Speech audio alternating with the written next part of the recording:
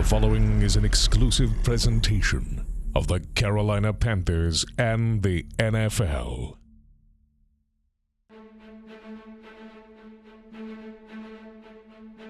The Panthers welcomed Russell Wilson and the Seahawks to town for an NFC showdown. Seattle came out hot, scoring on their first 3 drives. Backs up, now turns the corner to the right. Touchdown, Seattle. Carolina clawed their way back, but turnovers were too much to overcome. Pressured and he throws an interception. And KJ Wright picked up his second interception of the game. Plus, a few Panther elves spread Christmas cheer to children who need it most. Here you go, buddy. This plus much more. Get ready because the huddle breaks now.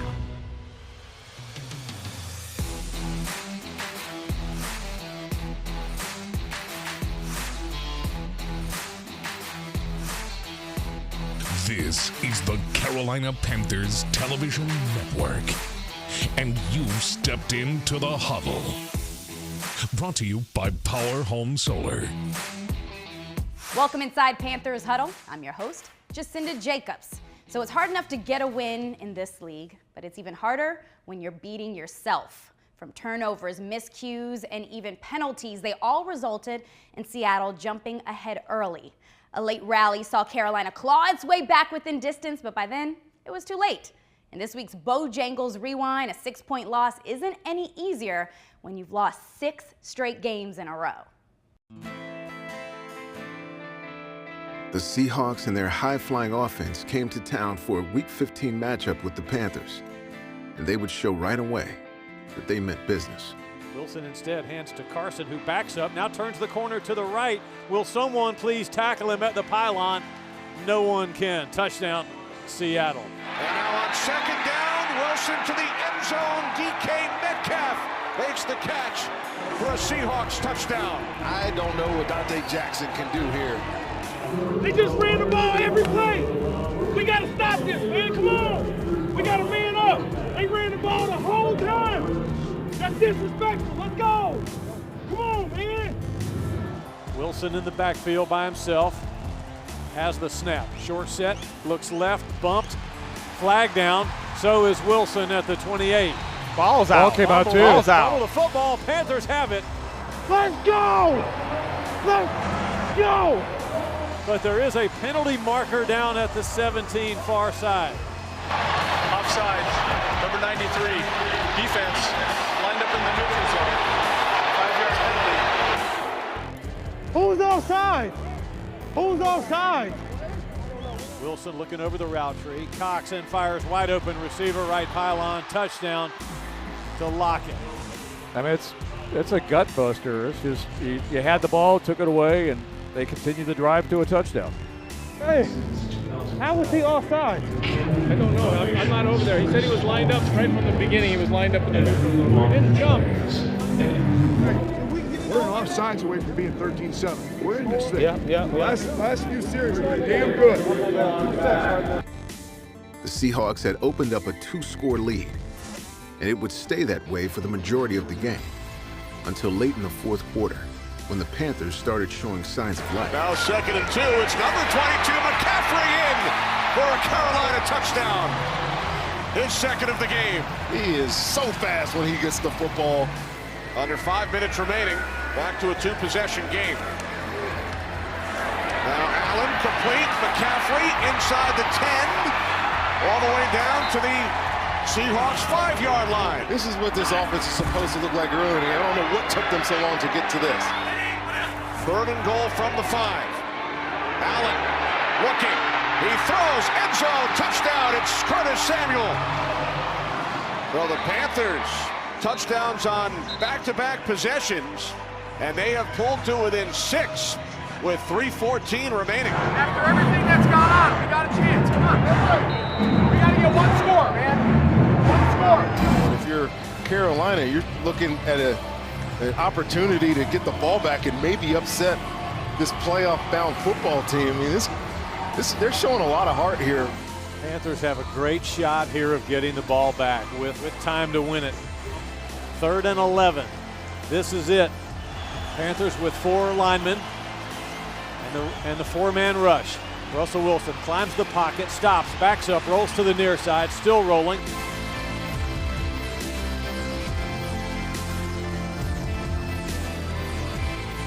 The throw caught at the 39-yard line to Lockett, first down. And Houdini gets himself out of it, keeps his eyes down the field, makes a play.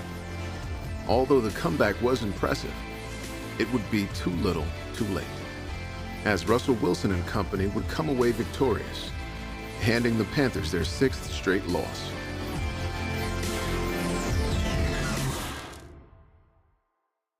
After the loss to the Seahawks, running back Christian McCaffrey said, the team with the least amount of mistakes is the team that's going to win.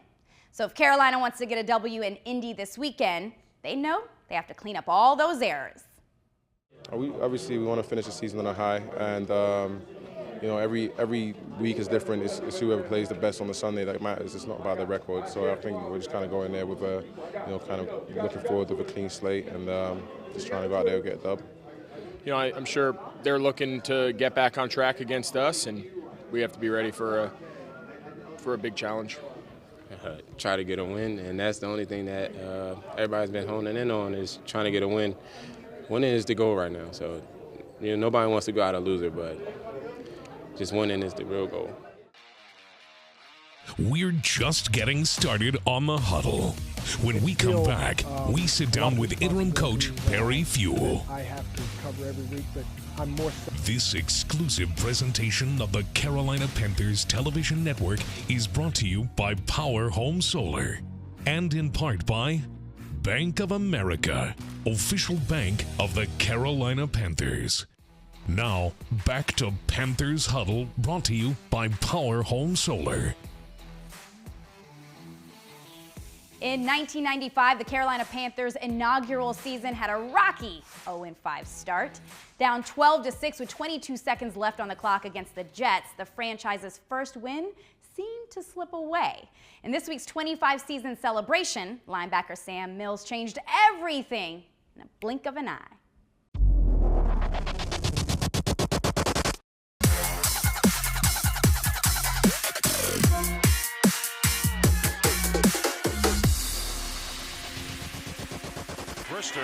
Oh, shovel pass. It's intercepted. Mills with the interception. He could go. He's at the 15, 10, 5. Mills has a touchdown. Sam Mills. Unbelievable. Sam Mills was able to snag the first win in franchise history. Now we know another person who's searching for their first win of the season, and that's interim head coach Perry Fuel. He hopes to get a win this weekend in Indy and takes time to sit down with our very own Caroline Can. Well, Coach, you've had maybe a couple of weeks to settle in now. I know the last time that we talked, it was just right after that first game going into the second one, but has the dust settled for you guys a little bit in getting into a routine of responsibilities now? Yes, it has settled just a little bit. It's still a lot of responsibilities that I have to cover every week, but I'm more settled and not as hectic as I was when I first took over. And you're getting down to the point now where quarterback is the big discussion. You've said it's a week-by-week evaluation of your quarterback. What is it this week? What are you evaluating? What do you see this weekend? We want to see what Will Greer can do. We're giving him the majority of the reps with the ones. I was very impressed with him today. I thought he had really good decision making. I thought he had great command of the huddle, and hopefully he continues to, command the offense. Let's go defensive side of the ball. There's a long list of players that are going to be free agents at the end of this season. Of course, Shaq Thompson already locked up for the future, but one that you know really well is James Bradberry. What have you seen out of him this season that proves he's going to have his options this offseason? Unselfish play, steady young man, very consistent throughout the season. Even on game day Sunday versus Seattle, we switched him over to cover their #1 receiver, and he was ready for the challenge. As a matter of fact, he walked up to me, he says, "I want him."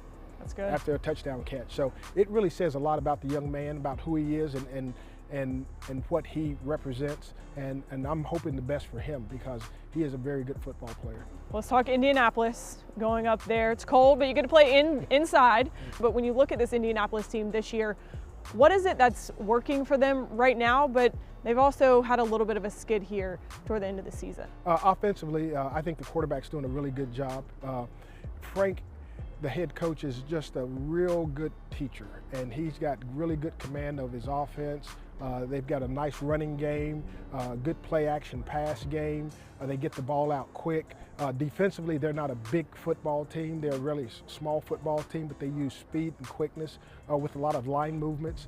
Their secondary, they play a lot of zone coverage, and they fly around to the football. Do you feel like you guys have an opportunity here to at least finish this season on a high note here in Indianapolis and get those wins, maybe these last two? I definitely feel like that we can finish on a high note. I was encouraged by today's practice. I was encouraged by the offense and the way they stepped up and the way they practiced again today. I'm encouraged by our defensive players. They're focused. Their attitude is really good. And then I think our special teams is getting to a groove where they're playing good football also. Well, these two teams, Indy and the Panthers, both of the postseason, it's out of reach. So what's the motivation here? What are you telling your guys? It's not like you can go in and play spoiler, or you can go in and do something. So what's the motivation for you and your team this week? You just got to want it, okay? You're a competitor, and you just got to, we're starving for a victory. Yeah. And so it's like food, it's like hunger, it's desire. You have to want this victory. Do you feel like your team's getting desperate for a win here? We're very desperate for a victory. That's normally good things can happen when you start to get a little desperate there at the end. So we're rooting for you here in Indy. We appreciate you joining us for this interview. Hey, Thanks, you. Coach. Appreciate it. Closed captioning for the Panthers television network is provided by Charlotte Eye, Ear, Nose, and Throat Associates, helping you enjoy the sights and sounds of the NFL all season long. Now, back to Panthers Huddle, brought to you by POWERHOME Solar. Some players are lucky enough to have a couple highlight plays define their career, while others are literally human highlight reels. Take a wild guess which one Christian McCaffrey falls into. He is now the franchise leader in scrimmage yards for the season and is looking to snag the all-time record spot. Panthers legend Mike Tolbert and Max Henson break down CMC's top plays of the year. Mike Tolbert, you ever come close to 2,000 scrimmage yards in a season? In the season? Maybe in a 10-year career, not in the season, not at all. Oh man, Christian McCaffrey just went over 2,000 scrimmage yards, having an incredible year.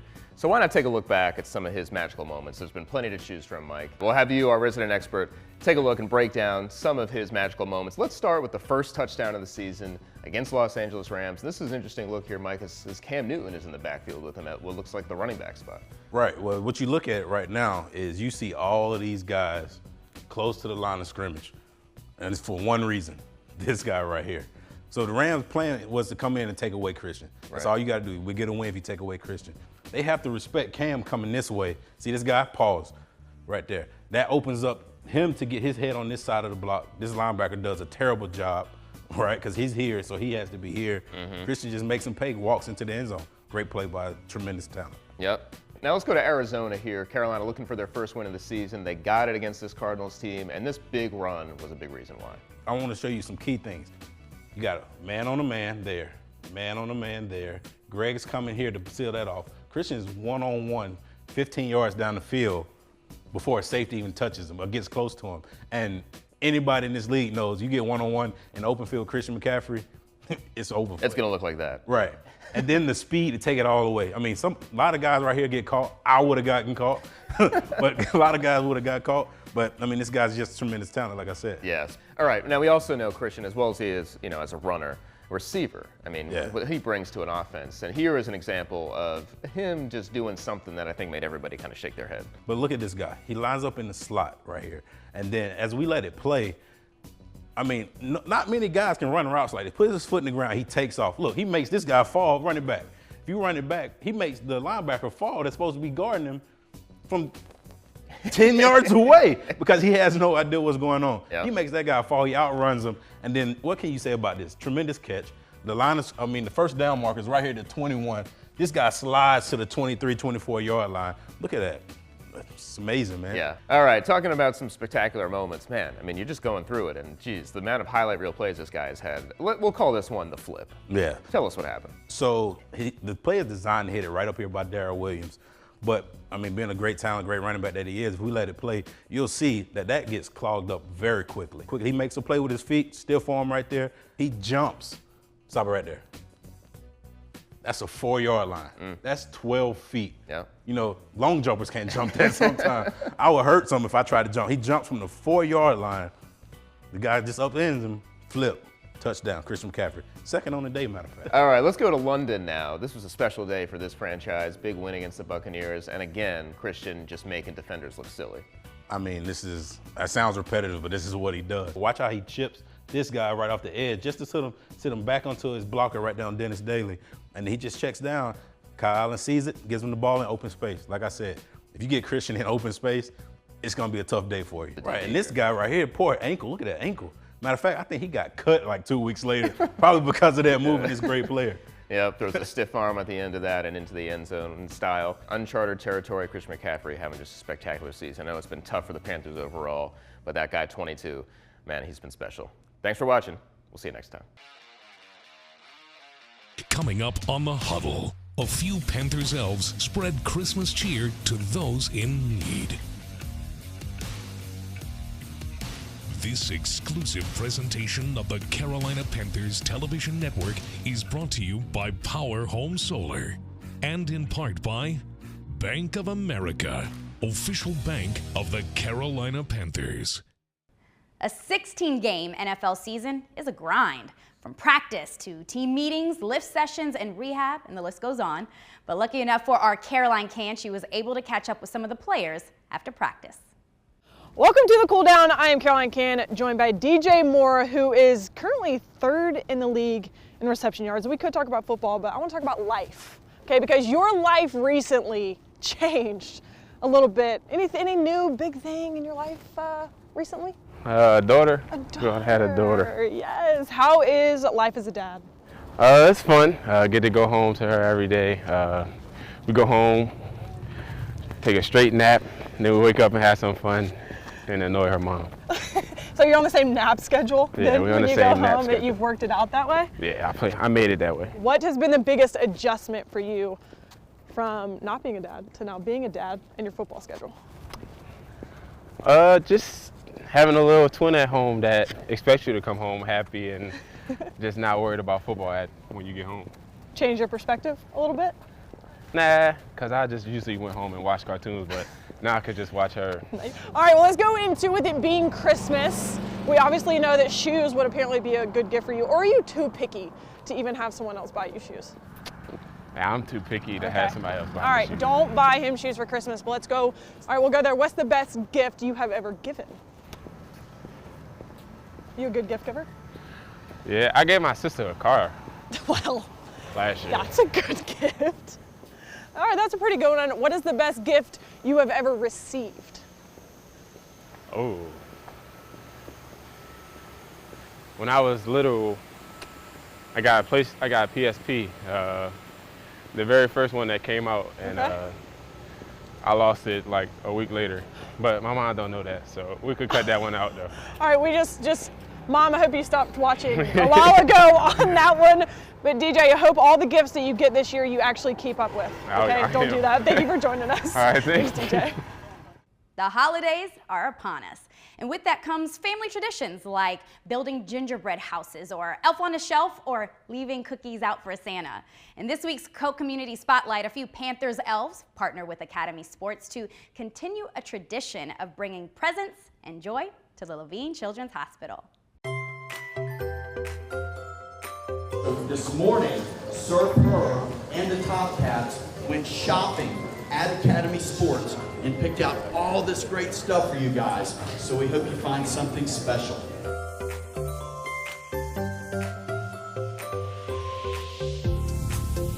I'm super excited with our friends from Academy Sport. We're going to be giving gifts away. The kids will be able to take pictures with the players. It's just an exciting time. How about these two? Merry Christmas. We thought, what better way to bring some joy here to the Levine Children's Hospital than Carolina Panthers and Academy Sports and Outdoors, two ways to bring fun together and put some smiles on some faces. Okay. Yeah. Thank you. All the way to the back. Would you like some beef? Where do you want it? On there. No, we're going to leave that good. Let's go on the white right here. You go with that? And I don't know if they realize the impact they make on our families, but they do. It really, truly spreads goodwill to our families and lets them know that our community is thinking about them. It's not just us in the hospital, but the community.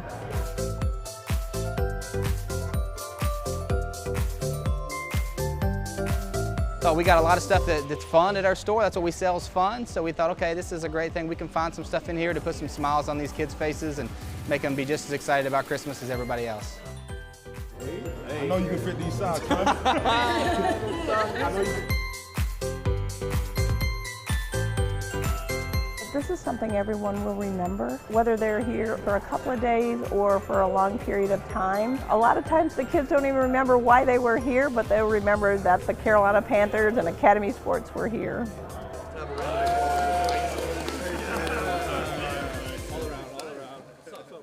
We've run out of time this week. On behalf of Coach, Mike, Max, Caroline, and the entire Huddle team, happy holidays to you and yours. We'll catch you right back here next week on Inside Panthers Huddle. You've been watching the Panthers Huddle, a copyrighted presentation of the Carolina Panthers and the NFL.